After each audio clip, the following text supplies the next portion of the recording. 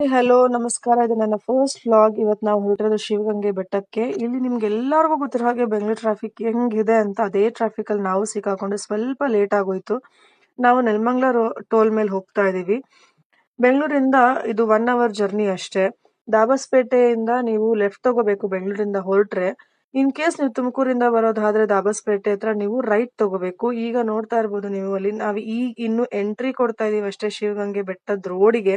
ಇನ್ನು ನಮ್ destination reach ಆಗಿಲ್ಲ. ಆಲ್ಮೋಸ್ಟ್ ಈಗ ರೀಚ್ ಆಗಿದೀವಿ ನಾವು ಡೆಸ್ಟಿನೇಷನ್ಗೆ.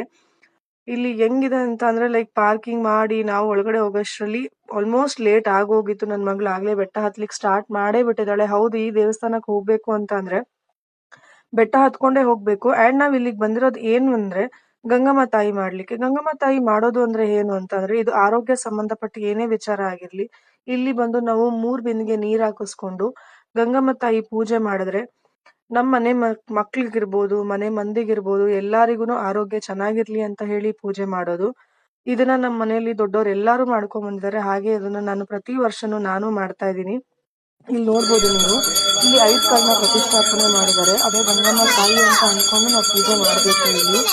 ಇಲ್ಲಿ ಏನೆಲ್ಲ ಮನೆಯಿಂದ ಚಿಗ್ಲು ತಂದ್ಬಿಟ್ಟು ಎಲ್ಲಾ ಮಾಡ್ಕೊಂಡು ಹೋಗಿ ಸೀರೆ, ಬ್ಲೌಸ್ ಪೀಸು, ಹಣ್ಣು, ಹೂವು ಎಲ್ಲ ತಗೊಂಡೋಗಿ ನಾವು ಪೂಜೆ ಮಾಡ್ತೀವಿ. ಪ್ರತಿ ವರ್ಷನೂ ಹೀಗೆ ಮಾಡ್ತೀವಿ.